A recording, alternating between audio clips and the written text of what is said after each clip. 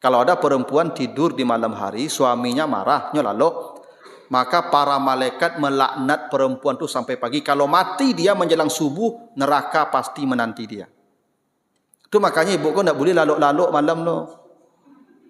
Iyalah, ibu baru boleh laluk kalau dah laluk apa? Lah laluk apa baru ibu laluk. Kalau ibu kalaluk dulu tanya ke pak lu. Pak, ambo kalaluk lah ya. Lah okey pak. Sip, kok sip macam mana laluk lah. Kadang ibu-ibu kau laluk-laluk sedulu pak. Tak boleh ibu laluk-laluk dulu lah. Ya tu. Kok kalaluk ibu kan kadang apa tu kan dia yang laluk bagi itu. Ibu kok kalaluk tu minta izin dulu. Iya. Ada hak-haknya lo dipenuhi ni, ibu penuhi dulu. Tak bisa ibu laluk-laluk je lah. Kok mati ibu bekon neraka menanti ibu. Lalu apa? Kok lebah karunya baru lalu ibu. Ia minta izin.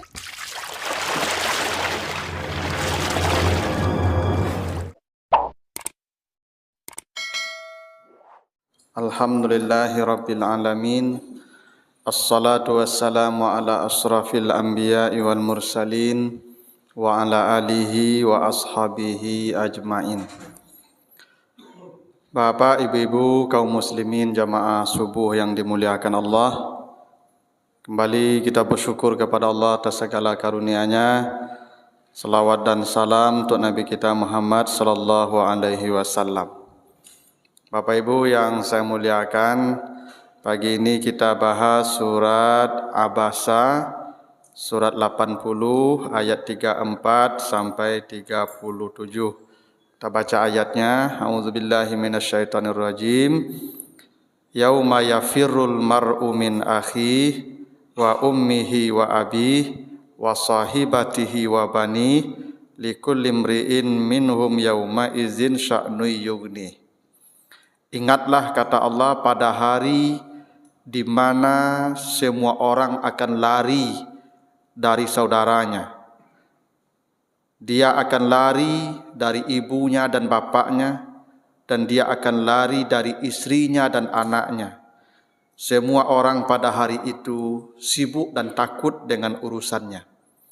Nah, itu arti sederhananya surat Abasa ayat 34 sampai 37. Nah, ayat ini Bapak Ibu menceritakan tentang keadaan manusia kelak di padang mahsyar. Nanti pada waktunya Bapak dan Ibu kita akan dikumpulkan Allah di satu tempat yang maha luas, namanya mahsyar. Mahsyar itu artinya tempat berkumpul. Hasyara itu berkumpul artinya, mahsyar itu tempat kita berkumpul. Jadi sebelum kita dihitung amal kita di dunia ini, ada masanya kita dikumpulkan dulu. Bapak Ibu kalau baca nanti surat Az-Zumar ayat 68, Allah menyebutkan summa nufikha fihi ukhra fa izahum qiyamun yanzurun. Kata Allah, ketika sangkakala ditiup yang kedua kali. Jadi malaikat Israfil itu meniup sangkakala dua kali. Kali pertama untuk kehancuran semesta, kali kedua kata Allah dia tiup trompet itu faizahum qiyamun yanzurun. Semua manusia akan diberdirikan oleh Allah. Jadi kita ini Bapak Ibu pada waktunya nanti akan diberdirikan qiyam. Berdiri menunggu, belum diproses. Kita berdiri saja menanti. Menanti sesuatu yang tak jelas. Apa yang boleh nanti tak tahu pula, pokoknya berdiri saja. Nabi ditanya, ya Rasulullah, berapa lama kita berdiri di padang mahsyar? Kata Nabi, yauma yaqumun nas li rabbil alamin bi miqdari nisfi yaum wa huwa khamsuna alfasana. Besok manusia akan berdiri di padang mahsyar itu selama 50.000 tahun. Itu lamanya kita berdiri, 50.000 tahun. Dan tidak ada tempat duduk, tidak ada tempat istirahat, tidak ada tempat apalagi seperti sekarang ada rest area atau penginapan ya, tidak ada. Kita berdiri saja, yang matahari dekatkan ke kepala manusia seukuran tongkat celak mata. Yang hausan tak bisa digambarkan, yang dalam surat Maryam ayat 85-86 disebutkan wa nasukul mujrimina ila jahannam wirda. Ketika itu manusia ada yang lehernya putus karena hausnya. Nah, pada waktu itulah kata Allah di ayat ini, ketika kita berdiri, itu manusia lari pontang-panting nampak orang. Nampak saudara dia lari, nampak bapaknya dia lari, nampak ibunya dia lari, nampak istrinya dia lari, nampak anaknya dia lari. Jadi kalau ada kita ketakutan tanpa orang di padang mahsyar itu. Kenapa kita ketakutan tanpa orang? Kenapa kita ini lari melihat istri, lari melihat anak, lari melihat ayah dan ibu? Karena kita akan saling tuntut-menuntut di akhirat nanti. Itu kenapa kita lari nampak istri, nampak anak. Karena mereka akan menuntut kita andai ada hak-hak mereka yang tidak kita penuhi dan tidak mereka halalkan di dunia ini. Dan itu tidak hanya berlaku bagi keluarga kita. Semua orang yang hak-hak mereka ketika di dunia tidak kita penuhi atau kita ambil atau kita kurangi dan tidak dihalalkannya, maka kita akan ketakutan melihat manusia nanti di padang mahsyar itu. Dan kita akan lari. Kenapa? Karena kita takut amal kita akan diambilnya atau dosa dia yang akan dipikulkan kepada kita. Ini ya didasarkan pada hadis Muslim. Nabi bertanya kepada para sahabat, "Atadruna manil muflis?" Tahukah kalian orang yang bangkrut? Jadi kelak di akhirat ada nama orang tu muflis namanya. Muflis itu artinya orang yang bangkrut tuh. Nah, jadi Bapak Ibu jangan kasih nama anak cucu muflis ya. Ya, muflis itu artinya orang yang bangkrut itu. Jangan, tidak baik itu artinya. Kadang kita ini Bapak Ibu asal bahasa Arab saja. Nah, tidak semua bahasa Arab itu baik. Ada orang kasih nama anaknya Maisir. Maisir itu judi artinya Bapak Ibu. Jangan dikasih nama itu, judinya besok. Jangan dikasih nama anak Zalmon. Zalmon itu orang yang paling zalim arti itu Bapak Ibu ya. Ya tidak semuanya bahasa Arab itu baik Bapak Ibu ya. Kalau Firdaus tidak apa-apa nama surga. Jahannam jangan, Jahannam itu nama neraka Bapak Ibu ya. Nah, jadi muflis itu orang yang bangkrut. Nabi bertanya, tahukah kalian orang yang bangkrut? Sahabat menjawab, al-muflis ma la dirham lahu wa la mata. Orang yang bangkrut, orang yang kehabisan harta dan kehabisan uang. Kata Nabi, bukan. Orang yang bangkrut itu kata Nabi, mayyati yaumal qiyamati bi salatin wa zakatin wa hajjin. Orang yang hari kiamat datang dengan amalnya yang banyak. Salatnya Masya Allah, berjamaah, tambah tahajud, Masya Allah salatnya. Ya puasanya, zakatnya, hajinya, semua ibadahnya sempurna. Lalu apa masalahnya kata Nabi? Dia meninggal dunia, ketika dia hidup sebelum meninggal itu syatamahaza. Mulutnya sering menyakiti orang. Wa darabahaza, tangannya sering menzalimi orang. Wa akala malahaza, harta orang diambil dan tidak dikembalikan. Maka dia mencari semua orang itu nanti untuk menyerahkan amalnya atau mengambil dosa orang itu dan dia pun dilemparkan ke neraka. Nah, itu orang yang bangkrut, Pak. Siapa mereka yang bangkrut? Kata Nabi, yang di dunia ini amalnya tidak tanggung-tanggung banyaknya. Salatnya, puasanya, zakatnya, hajinya, ibadahnya tidak tanggung-tanggung banyaknya. Dia sudah pede itu akan selamat sampai ke surga Allah. Tapi ternyata tidak. Dia gagal bahkan masuk neraka. Kenapa? Di dunia mulutnya sering menyakiti orang. Nah, itu makanya ibu-ibu tolong dijaga mulutnya. Karena ibu-ibu kalau berkumpul, panjang ceritanya tuh. Itu penyakit ibu-ibu begitu tuh. Ya, nah, maka soal mulut itu ibu-ibu yang paling banyak bermasalah. Allah sebut begitu. Ya, makanya Nabi mengingatkan kita, kalau kamu beriman dengan Allah dan hari yang akhir, falyakul khairan, bicaralah yang baik-baik. Yang tidak bisa baik-baik bicaranya, falyasmut, diam. Diam tu lebih aman. Nah, termasuk sekarang bukan hanya bicara dengan lidah, tapi bicara dengan ujung jari Bapak Ibu. Bapak Ibu tidak bicara dengan lidah, tapi ujung jari Bapak Ibu menyakiti hati orang. Makanya Bapak Ibu di WA grup tu tidak usah berkomentar banyak. Kadang awak di WA grup tu Bapak Ibu, kadang awak bergarahnya nah, tapi garah awak kok menyinggung kawan. Maka Bapak Ibu membayar nanti di akhirat itu. Cari orang tu semua nanti itu. Kalau ada mulut Bapak Ibu, ujung jari Bapak Ibu menyinggung perasaan orang dan dia tidak menghalalkan itu sebelum kita mati, Bapak Ibu akan cari dia di akhirat menyerahkan amal Bapak Ibu atau mengambil dosa dia. Itu makanya Nabi pernah ditanya, "Ya Rasulullah, apa tanda Islam seseorang baik?" Kata Nabi, tanda seseorang itu Islamnya baik, tarkuhu ma la ya'ni, dia tidak mengomentari sesuatu yang bukan urusannya. Yang tidak urusan kita jangan berkomentar. Kalau Bapak Ibu berkepentingan dengan dia, japri saja dia. Jangan di WA grup itu, Pak. Tersinggung kawan, nanti Bapak Ibu berhutang tuh, bayar nanti di akhirat itu. Kalau hatinya tersinggung, perasaannya sakit karena ujung jari kita. Jadi tidak bisa selesai urusan kita dengan makhluk ini di akhirat kalau kita tidak menyelesaikannya di dunia ini, Pak Ibu. Maka banyak orang yang bangkrut perkara lidah. Maka Nabi ditanya, "Ya Rasulullah, apa yang paling banyak membawa orang masuk neraka?" Kata Nabi, "Al-fam wal farad," mulut dan kemaluan.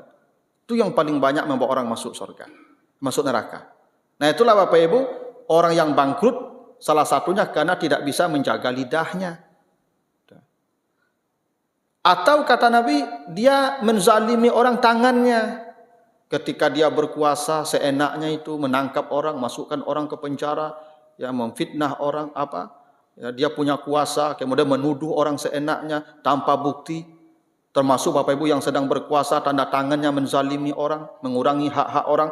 Nanti dibayar di akhirat Bapak Ibu. Percayalah Bapak Ibu.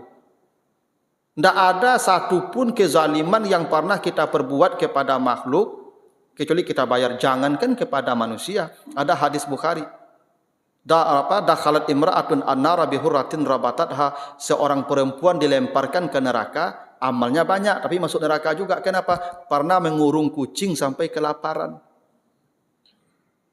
Makanya ibu-ibu kalau dimakan kucing, ikan tu jadi kajalu kucing tu biasa lah.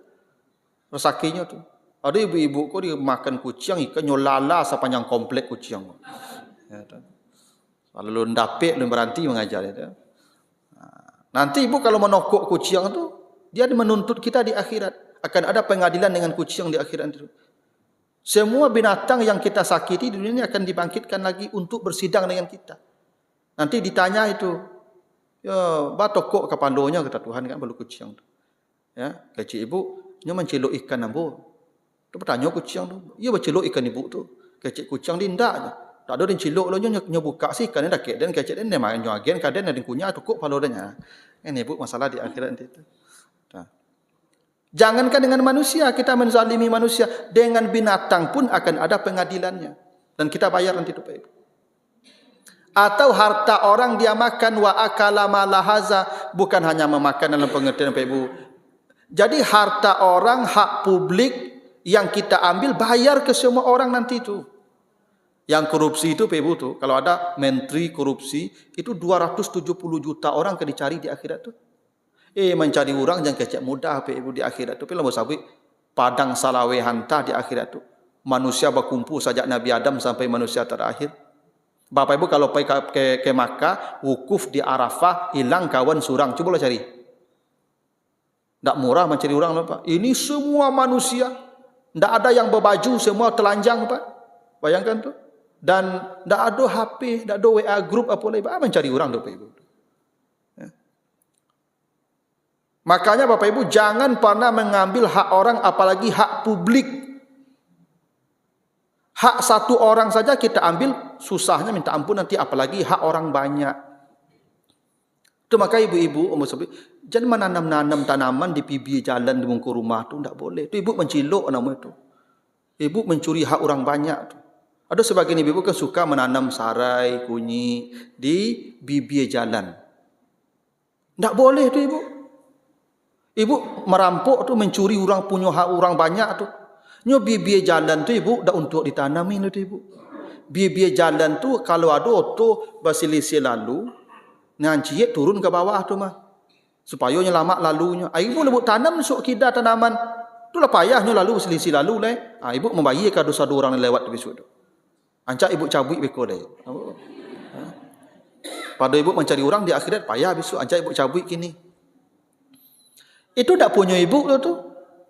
Ya yang Yang jalan itu, yang di tepi jalan itu tak punya ibu. Yang punya ibu yang pagar ke dalam. Ya tak? Yang pagar di luar tu tak punya ibu lagi. Jangan ibu ambil. Ibu tanam, ya ibu tak menanam di tanah ibu. Di tanah publik ibu tanam tu. Tak boleh. Ya tu. Itu mencuri, itu korupsi itu Pak. Jadi korupsi itu jangan dikatakan mengambil uang saja, uang negara, tidak merugikan. Itu merugikan publik itu tu. Menanam tanaman di bibir jalan itu merugikan orang banyak. Apa untung ibu, untung orang banyak, rugi idenya. Nanti bayar ke semua orang. Apa carilah orang tu satu besok, ibu cari orang satu besok. Supaya aman, ancak ibu cabut beko. Ya, ambo lah mau sampai. Kau tangka-tangka ibu cubalah besok ambo lah di akhirat mau berlapis saja. Ya kalau di sidang ambo di akhirat besok, angku le tahu pi dak pakai cen, lah mau kecen je mo. Di andal di Nurul Ikhlas mau sabui tu jemaah tu cek mau subuh ceramah subuh mau sabui cek mo. Ibu di tangkanya cek mo mau pai le. Pandai ibu le suah urusan itu. Itu.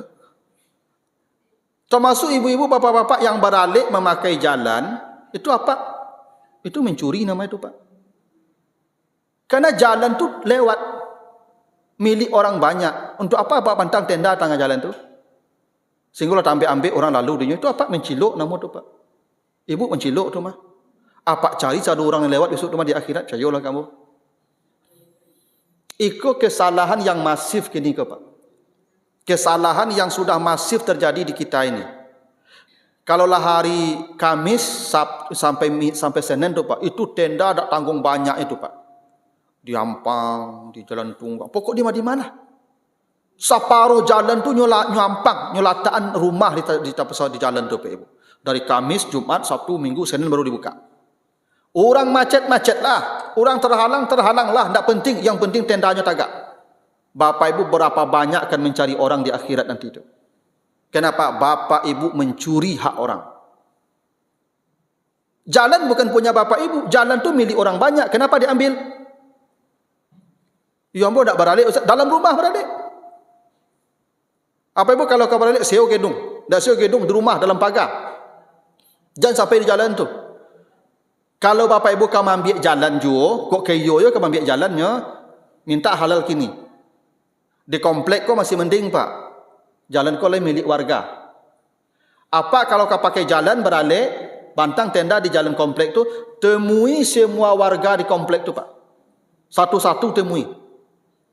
Pak, Bu, ambo kabar alik. Gedung ndak tasio dan ambo piti ambo ndak cukui. Ya, rumah ambo ketek, halaman sampi. Ambo ndak makai jalan Pak untuk pasang tenda. Mungkin dari hari Kamis sampai hari Senin. Selama hari itu tolong Pak agi halal ya. Jangan Pak tuntui ambo di akhirat besok. Kok tak halang jalan apa? Tolong apa halalkan ambo. Jadi Pak, dak baalo ambo halalkan. Cik baru dah. Tamui cik orang Pak. Perlu di akhirat Pak cari orang besok. Masih mending komplek yang jalan gadang tu Pak Cito tu Pak. Kamu orang ke dicari tu Pak.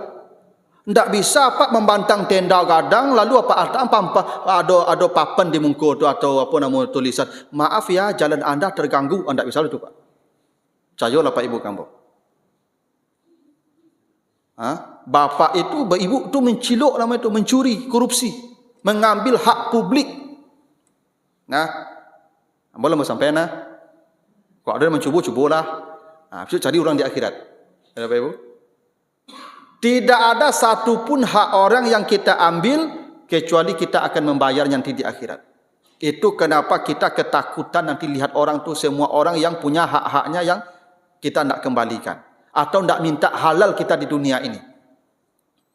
Karena begini Bapak Ibu, kita tidak bisa selamat walaupun hebat ibadah kita kalau dengan manusia urusan kita masih terlalu banyak. Tidak bisa selamat Pak. Itu kenapa kalau baca hadis-hadis tentang pintu-pintu sorga yang dibukakan Allah itu dengan manusia itu jauh lebih banyak ketimbang dengan Allah. Dan manusia justru menjadi penentu pintu sorga itu dibuka Allah. Coba lihat hadis yang sering saya katakan ke ibu-ibu. Apa kata Nabi? Ayyumra'atin matat wa zawjuha radin dakhalat al-jannah. Perempuan mana saja yang mati, yang ketika dia mati suaminya reda, bukan Allah yang reda Ibu, suaminya reda, Maka perempuan yang dapat reda suaminya tadi, Allah pasti reda dan langsung membukakan pintu sorga untuknya. Apa yang membawa ibu masuk sorga? Bukan amal ibu dengan Allah, tapi keredaan ibu, keredaan manusia, keredaan suami ibu. Itu makanya ibu-ibu, kalau mulai sakit-sakit, besok lagak barik, rasanya lagak sasak, anguk, tanyalah ke Pak capek. Pak, lareda apa jambo ya? Tanyalah dia. Dia ni ibu mati-mati je kalau apa lo reda, tak boleh lo tu ibu. Ada. Tanya apa dulu, lah reda apa ya? Ada. Kau Allah caknya matilah. Tapi kau alun caknya jangan mati lalu ke ibu. Tak boleh. Tak ada surga untuk ibu sebanyak apapun amal ibu. Itu makanya kata Nabi, bila perempuan tidur di malam hari, dia perempuan tu tidur di malam hari. Dan suaminya marah, dia tidur, suaminya marah, maka kata Nabi, la'anat hal malaikatu hatta tusbih, para malaikat melaknat perempuan itu sampai pagi. Kalau ada perempuan tidur di malam hari, suaminya marahnya lalu, maka para malaikat melaknat perempuan itu sampai pagi. Kalau mati dia menjelang subuh, neraka pasti menanti dia. Itu makanya ibu kau tak boleh laluk-laluk malam lo. Iyalah, ibu baru boleh laluk kuat laluk apa? Laluk apa baru ibu laluk. Kalau ibu kalaluk dulu tanya ke pak lu. Pak, ambo kalaluk lah ya. Lah okey pak. Sip, kok sip jangan laluk lah. Iya pak.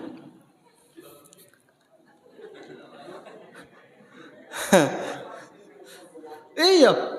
Kadang ibu-ibu kau laluk-laluk sedulu pak. Tak boleh ibu laluk-laluk dulu loh. Ya tu. Kok kalaluk ibu kan kadang apa tu kan dia yang laluk bagi itu. Ibu kok kalaluk tu minta izin dulu. Iya. Ada hak-haknya lo dipenuhi ni, ibu penuhi dulu. Tak bisa ibu laluk-laluk aja loh.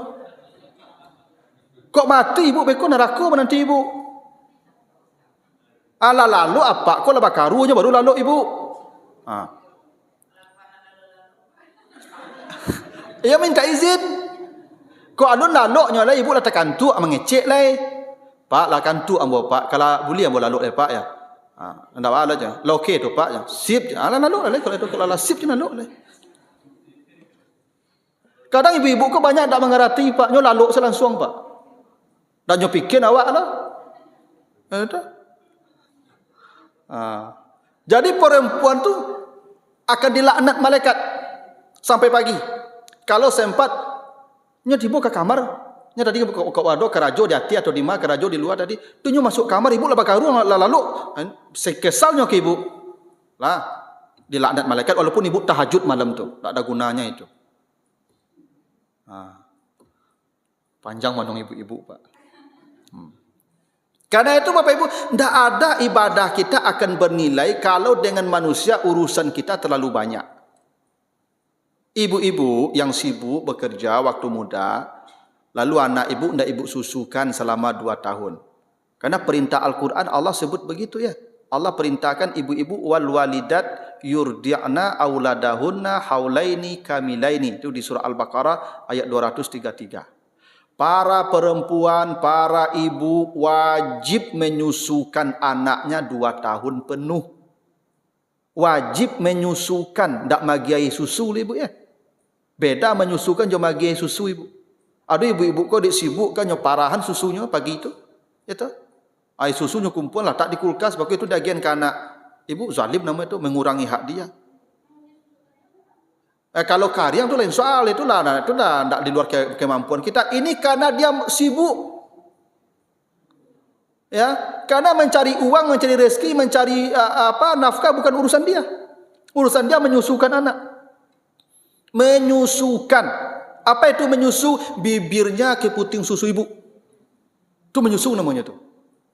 Itu tak bu kasih 2 tahun, anak ibu akan menuntut ibu di akhirat. Kok lari ibu nampak anak besok. Tu baca oleh Ustaz. Anak kadang-kadang Ustaz. Imbaunya. Ya jadi susuan tanya dulu ama dek payah dek duit susah zaman dulu ketika kalian ketek-ketek apa kalian gajinya ketek dulu. Tak cukup awak belanja dah. atau pas lama bakal rajo menolong apa dulu. Sehingga dak tersusun kalian 2 tahun panu. Tolong halalkan amadi. Jangan tuntui amadi akhirat besok. Ndak jadi mah aman. Selamat ibu tu. Ya betul ibu. Kalau ndak ibu minta halal di situ, di akhirat ibu takut besok calinya. Bayi itu. Ya tuntui besok. Di akhirat tak ada maaf lah ibu. Maaf tak ada lagi. Maaf itu 2 saja. Amal kita kasihkan ke dia atau dosa dia yang kita ambil. Anak pun begitu. Semua orang bahkan menjadikan anaknya, menjadikan saudaranya menjadi tumbal asal dia selamat dari azab. Begitu nanti susahnya di akhirat tu ibu. Makanya bapak-bapak juga lari nampak istri. Kalau ada hak-hak istri yang tidak dipenuhi, istri apa akan menuntut. Itu kenapa Allah perintahkan liyunfik zu sa'atin min sa'atihi. Suami yang kaya wajib memberi nafkah sesuai kekayaannya. Tak boleh pelit. Kalau suaminya miskin, maka istrinya bersabar. Makanya bapak-bapak tak boleh tak memenuhi hak ibu kalau bapak mampu memberikan lebih. Itulah kenapa dulu saya bacakan hadis dari Aisyah, Hindun mengadu ke Nabi.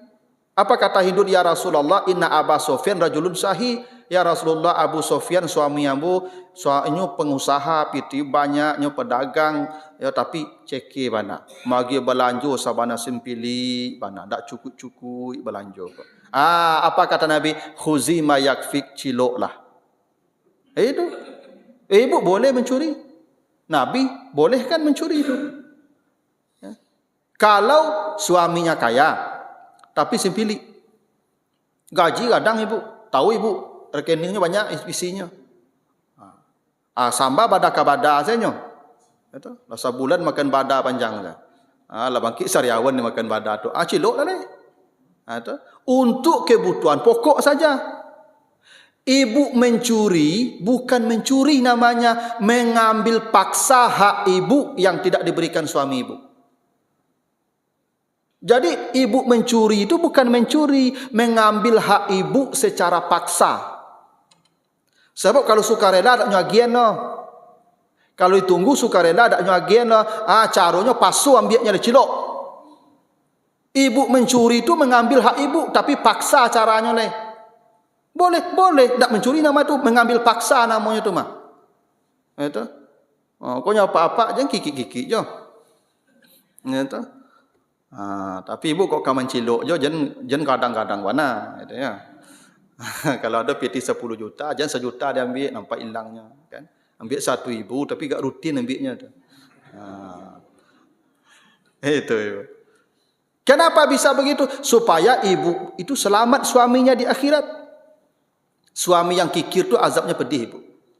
Nanti baca di surat ya At-Taubah 34 35. Orang yang kikir itu kata Allah yang tidak menginfakkan hartanya sesuai dengan apa yang mesti dia infakkan, nanti semua hartanya dijadikan besi oleh Allah. Setelah dijadikan besi, yauma yuhma fi nari jahannam, dibakar besi itu dalam jahannam. Lalu apa lagi? Fatukwa bihajibahuhum wa junubuhum wa zuhuruhum, disetrikakan ke seluruh badannya. Jadi suami-suami yang kikir nanti disetrika dengan api.